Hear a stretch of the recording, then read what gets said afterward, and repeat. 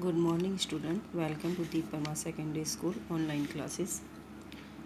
Students, आज हम आपकी पाठ्य पुस्तक रुचिरा से पाठ 6 समुद्र तटहा का अभ्यास कार्य करवाएंगे। लास्ट क्लास में हमने इसका अनुवाद आपको करवाया था। आज हम इसका अभ्यास कार्य आपको करवाएंगे। सबसे पहले देखिए, फर्स्ट जो क्वेश्चन है उच्चारणम कुरुत, कि इनको पढ़ना है, आप उच्चारण करना है। तो ये आप स्वयं करेंगे, इनको पढ़ करके देखेंगे, ठीक है। सेकंड क्वेश्चन है अधोलिखिता नाम प्रश्नानाम उत्तरम लिखो, कि नीचे लिखे गए प्रश्नों के उत्तर लिखो। तो ये क्वेश्चन आंसर है। सबसे पहला क्वेश्चन है जना का भी जल विहारम कुर्वन्ति, कि लोग किस में पानी किस में बैठकर जो है किस में जल विहार करते हैं। तो किस में करते हैं बैठ करके? नौका में ना। तो काभी की जगह क्या आ जाएगा? नौका भी। तो कैसे लिखेंगे? जना नौका भी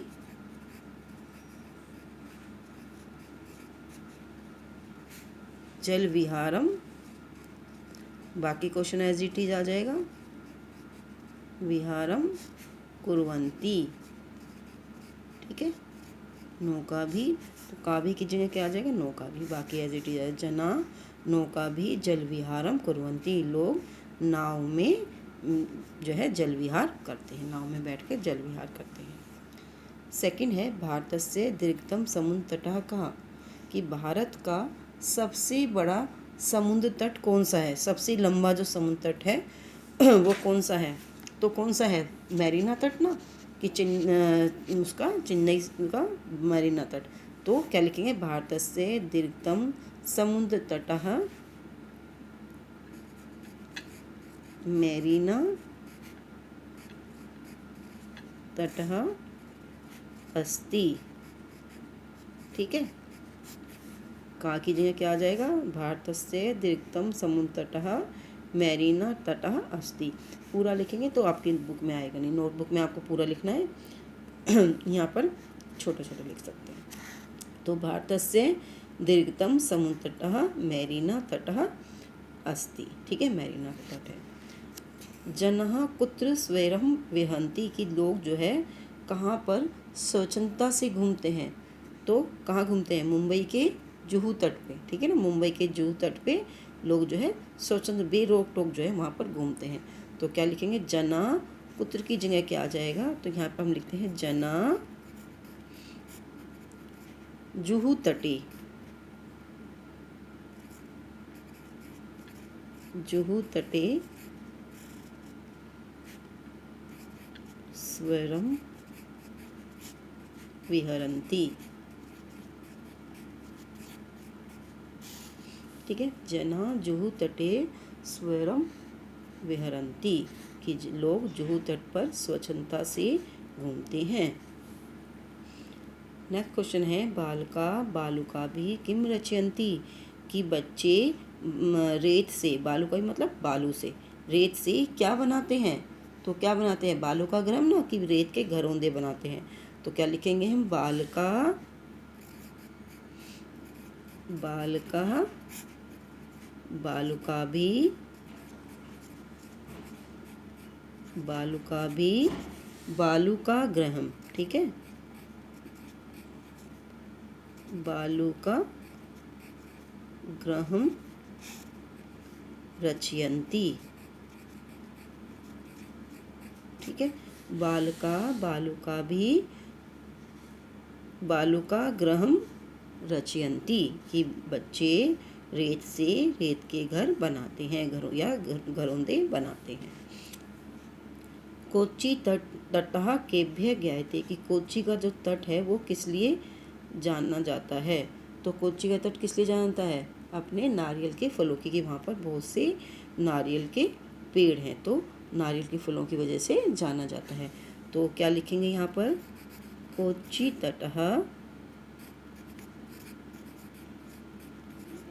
तटः केभ्य की जगह आ जाएगा नारिकेल फलेभ्य, नारिकेल फलेभ्य ज्ञायते, कि नारियल के फलों के लिए जाना जाता है। तो कोच्चि तटः केभ्य ज्ञायते, तो कोच्चि तटः नारिकेल फलेभ्य ज्ञायते। ठीक है, समझ में आ गया। तो ये इस तरह से में भी लिख लीजिएगा और नोटबुक में भी। ठीक है, थर्ड क्वेश्चन करेंगे हम। थर्ड क्वेश्चन है हमने इसमें भरने हैं। मंजूषात पदानि चित्वा रिक्त स्थानानि पूर्यत, कि मंजूषा मतलब बॉक्स में से पदों को, शब्दों को चुनकर रिक्त स्थानों की पूर्ति करनी है। तो यहाँ बॉक्स में शब्द दिए गए हैं, तो इनमें से यहाँ पर चुन करके फिलअप भरने हैं। सबसे पहले देखिए, कन्याकुमारी तटे त्रयाणाम सागराणाम डैश भवति, कि कन्याकुमारी के तट पर 3 सागरों का क्या होता है? संगम। तो संगम भवति, ठीक है ना। तीनों कन्याकुमारी के तट पर जो तीनों सागर हैं उनका क्या होता है? संगम होता है। भारत देशा डैश इति कथ्यते, भारत देश को क्या कहा जाता है? प्रायद्वीप, क्योंकि इसके तीनों तरफ क्या है? समुद्र है, तो इसे प्रायद्वीप इति कथ्यते, प्रायद्वीप भी कहा जाता है। जनः समुद्र तटः डैश आगच्छन्ति, लोग समुद्र तट पर डैश के लिए आते हैं। किसके लिए आते हैं? घूमने के लिए ना। तो क्या आएगा? पर्यटनाय, कि घूमने के लिए आते हैं। पर्यटनाय आगच्छति, जना समुद्र तटः पर्यटनाय आगच्छन्ति। ठीक है, लोग समुद्र तट पर घूमने के लिए आते हैं। बालकेभ्यः डैश रोचते, बच्चों को डैश अच्छा लगता है। क्या अच्छा लगता है? क्रीड़ा, खेलना। बच्चों को खेलना अच्छा लगता है ना। तो बालकेभ्यः क्रीड़ा रोचते, कि बच्चों को खेलना अच्छा लगता है। भारतस्य पूर्व दिशायां डैश अस्ति, भारत की पूर्व दिशा में क्या है? बंगोपसागर। तो क्या है? बंगोपसागर, की बंगाल की खाड़ी है यहाँ पर, बंगोपसागर। ठीक है, तो भारतस्य पूर्व दिशायां बंगोपसागरम अस्ति। ठीक है, तो पहले में संगम, कन्याकुमारी तटे त्रयाणाम सागराणाम संगम भवति, भारत देशः प्रायद्वीप इति कथ्यते, जनः समुद्र तटः पर्यटनाय आगच्छन्ति, बालकेभ्यः क्रीड़ा रोचते, भारतस्य पूर्व दिशायां बंगोपसागरम अस्ति। ठीक है, तो ये इसमें से यहाँ से हमने शब्द जो है वो जो सही शब्द थे वो यहाँ पर इससे फिलअप्स भर दिए हमने। ठीक है, फोर्थ क्वेश्चन है आपका, यथा योग्य योज्यत, कि जिसके साथ जो मैच करता है, जिसके साथ जो योग्य है उसको मैच करना है। तो सबसे पहले देखिए यहाँ है समुद्र तटः, तो समुद्र तटः के साथ क्या आ जाएगा? ज्ञानाय, पोषणाय, प्रकाशाय, पर्यटनाय, खेलनाय। तो समुद्र तटः के साथ क्या आएगा? कि समुद्र तट का संबंध किससे है? घूमने से। तो समुद्र तटः पर्यटनाय। ठीक है, समुद्र तट के सामने लिखेंगे पर्यटनाय। क्रीडकम, जो खेलने का संबंध किससे है? खेलने से। ठीक है ना, तो क्रीडकम खेलनाय। दुग्धम, दुग्धम से ज्ञान भी नहीं, पोषण, तो इससे दूध से क्या मिलता है? हमें पोषण मिलता है दूध पीने से, तो दूध का क्या है? दुग्धम पोषणाय। ठीक है, फिर है दीपकः, दीपक से क्या मिलता है? प्रकाश मिलता है या ज्ञान मिलता है? प्रकाश मिलता है, तो दीपकः प्रकाशाय। ठीक है, विद्या, विद्या का संबंध किससे है? ज्ञान से, तो विद्या ज्ञानाय। ठीक है, अब आप लोग इस तरह की मैचिंग नहीं करेंगे। आप कैसे लिखेंगे? समुद्र तटा, तो उसके सामने लिखेंगे यहाँ पर कि पर्यटनाय। ठीक है, इनके सामने सही सही इसके आंसर लिखेंगे, इस तरह की मैचिंग नहीं करेंगे। समुद्र तटः पर्यटनाय इसके सामने लिखेंगे, क्रीडकम खेलनाय इसके सामने लिखेंगे। तो इस तरह से आपको करना है। ठीक है, मैचिंग नहीं करनी है। क्वेश्चन नंबर 5 में देखिए, तृतीय विभक्ति प्रयोगेन रिक्त स्थानानि पूर्यत, कि यहाँ पर ये जो बॉक्स में ये सब दिए गए हैं, इसमें तृतीय विभक्ति का प्रयोग करके रिक्त स्थानों की पूर्ति करनी है। जैसे पहला एग्जाम्पल यहाँ दिया गया है, व्योम डैश सह गच्छति, तो मित्र की जगह क्या आ जाएगा, इसमें तृतीय विभक्ति लगाएंगे तो मित्रेण, तो व्योम मित्रेण सह गच्छति। ठीक है, तो अब अगला हम करेंगे बालिका डैश सह पठन्ति, तो बालिका की जगह क्या आ जाएगा, इसमें जब तृतीय विभक्ति लगाएंगे बालिका भी, तो बालिका बालिका भी बालिका भी। ठीक है, यहाँ विसर्ग आ जाएंगी, बालिका बालिका भी सह पठन्ति, कि लड़के लड़कियों के साथ पढ़ते हैं।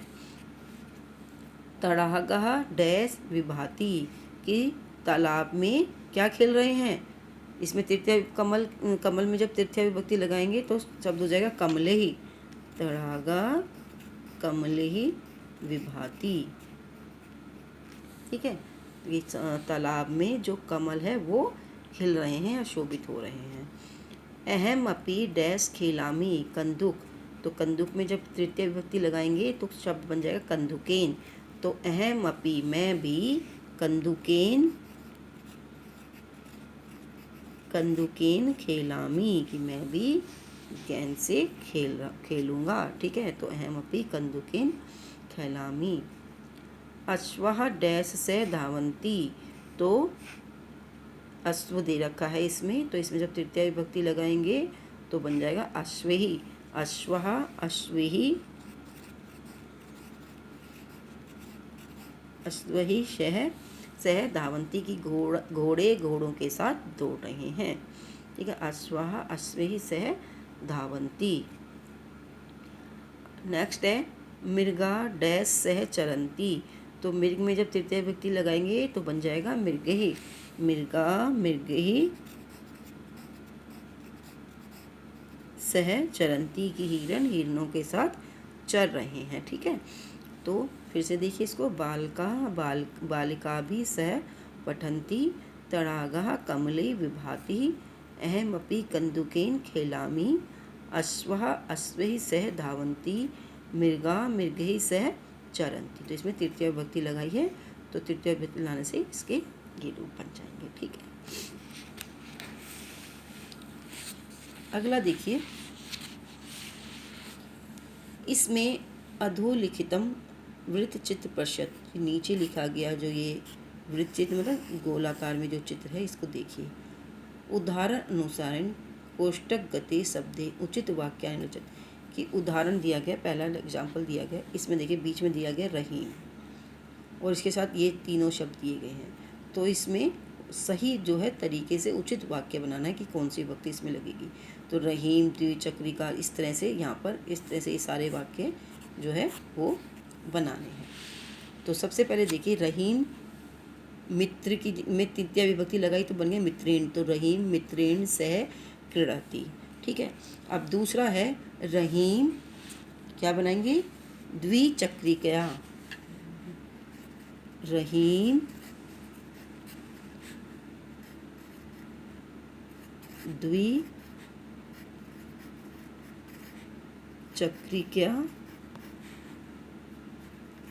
आपणम गच्छति। ठीक है, यहाँ द्विचक्रिका था ना, तो द्विचक्रिका आपणम गच्छति, तो यहाँ पर जो है आपको सही विभक्ति का प्रयोग करना है। ठीक है, फिर रहीम कलम पत्रम लिखती, तो इसमें विभक्ति लगी कमलेन, तृतीय विभक्ति लगेगी तो आएगा रहीम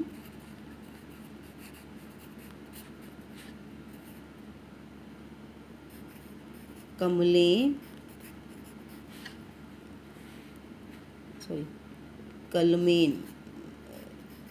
कलमेन से रहीम कलमेन पत्रम लिखती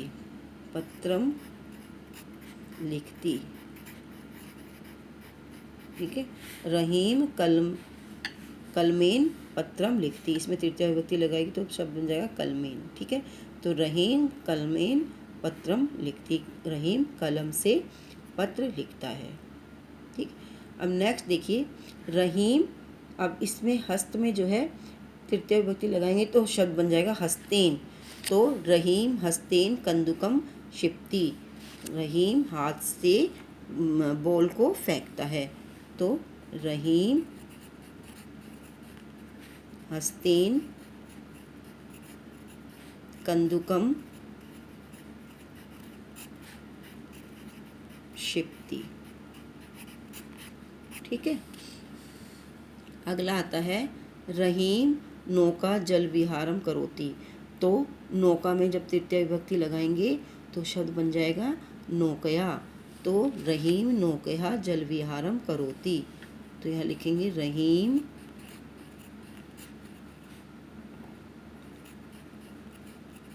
नौकया जल विहारम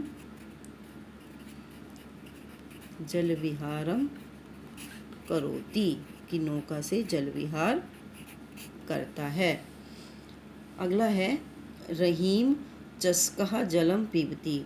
तो इसमें तृतीय विभक्ति लगेगी तो आएगा चस्केन। तो रहीम चस्केन जलम पीबती। तो रहीम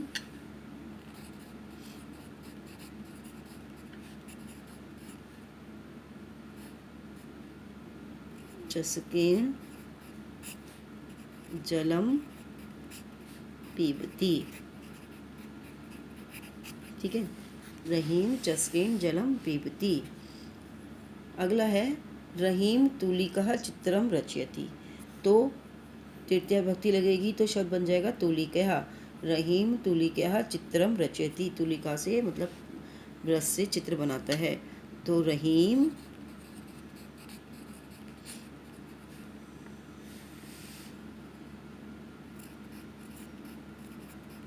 तूलिका चित्रम रचयति। ठीक है, लास्ट है आपका रहीम वायुयान है अगच्छत। तो रहीम वायुयानेन, तृतीय विभक्ति लग जाएगी इसमें, रहीम वायुयानेन ये आगच्छत। ठीक है, तो ये इस तरह से हमने जो यहाँ ये शब्द दिए गए हैं इसमें तृतीय विभक्ति का प्रयोग करके हमने इससे सेंटेंस बनाए हैं सारे। ठीक है, ये क्वेश्चन आप सिर्फ अपनी बुक में लिखेंगे, नोटबुक में नहीं करेंगे। ठीक है, ये बुक में फिल कर लीजिए। लास्ट क्वेश्चन है क्वेश्चन नंबर 7। इसमें देखिए कोष्टकात उचित पद प्रयोगेन रिक्त स्थानानि पूर्य, कि कोष्टक में जो दो शब्द दिए गए इसमें जो उचित जो सही शब्द है उससे जो है रिक्त स्थान की पूर्ति करनी है। अब जो भी इसमें दोनों में सही है तो वो यहाँ पर हमको लगाना है। सबसे पहले देखिए धनिका डैश धनम ददाती, कि धनिका जो धनिक है वो निर्धनों को धन देता है। तो क्या आएगा निर्धनों के लिए, तो निर्धनाय, निर्धनों के लिए निर्धनाय, निर्धनाय धनम ददाति। बालः डैश विद्यालयम गच्छति, बच्चे किसके लिए, पढ़ने के लिए। तो क्या आएगा पठनाय, पढ़ने के लिए पठनाय, पठनाय विद्यालयम गच्छति, पढ़ने के लिए विद्यालय जाते हैं। सज्जना डैश जीवंती, सज्जन लोग किसके लिए, परोपकाराय, परोपकार के लिए जीते हैं। तो क्या आएगा परोपकाराय, काराय जीवंती। प्रधानाचार्य डैश परितोषिक यच्छति, प्रधानाचार्य छात्रों को परितोषिक देते हैं, इनाम देते हैं। तो क्या आएगा इसमें छात्रेभ्य,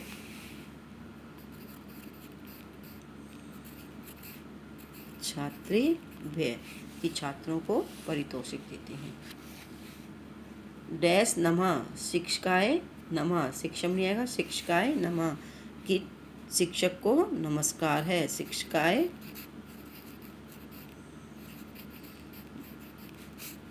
नमः। ठीक है, फिर से देखिए इसको, धनिका निर्धनाय धनम ददाति कि धनिक निर्धनों के लिए धन देता है। बालः पठनाय विद्यालयम गच्छति बच्चे पढ़ने के लिए विद्यालय जाते हैं। जना परोपकाराय जीवन्ति सज्जना परोपकाराय जीवन्ति सज्जन लोग परोपकार के लिए जीवित रहते हैं, मतलब जिंदा रहते हैं। प्रधानाचार्य छात्रेभ्यः पारितोषिक यच्छति प्रधानाचार्य छात्रों को पारितोषिक देते हैं। शिक्षकाय नमः शिक्षक को नमस्कार है। तो ये आपके अभ्यास कार्य था पाठ 6 का, जिसमें कि आपको जो नोटबुक में क्वेश्चन आंसर करने हैं वो हैं, शब्दार्थ आपने कर लिए होंगे, कल मैंने बोला था शब्दार्थ करने हैं। उसके बाद प्रश्न नंबर 2, ये सारे क्वेश्चन, पहले क्वेश्चन लिखेंगे, उसके बाद ये आंसर लिखेंगे। ठीक है, क्वेश्चन ज़रूर लिखने हैं, आपकी बुक के अंदर क्वेश्चन होते हैं, बुक में से क्वेश्चन देखिए और उसके बाद जो आपको PDF भेजी जाती है उसमें से आंसर देखिए। क्वेश्चन अपनी बुक में से लिखेंगे आप। ठीक है, तो क्वेश्चन लिखिए, फिर उसका आंसर लिखिए। उसके बाद ये 3rd क्वेश्चन आपको करना है, रिक्त स्थानानि पूर्यत। उसके बाद ये मैचिंग करनी है, मैचिंग में आप उसका सही आंसर उसके सामने लिखेंगे, इस तरह इसकी मैचिंग नहीं करेंगे। क्वेश्चन नंबर 5 और क्वेश्चन नंबर 7 ये आपको, ये क्वेश्चन नंबर जो 6 है ये आप अपनी नोटबुक में नहीं करेंगे, सिर्फ ये यहाँ पर इस तरह से लिख लेंगे। ठीक है, ये जैसे मैंने लिखवाया है ऐसे ही आप लिखेंगे। ओके, तो ये और नोटबुक में आपका काम जो है साफ़ होना चाहिए ताकि पढ़ा जा सके, गंदा काम नहीं करेंगे। नोटबुक को अपनी को साफ़ रखेंगे, ये नहीं गंदी गंदी राइटिंग करके उसको गंदा करेंगे। अच्छा काम करना है, नीट एंड क्लीन, ताकि आपको पढ़ने में परेशानी ना हो। Okay student, thank you, have a nice day.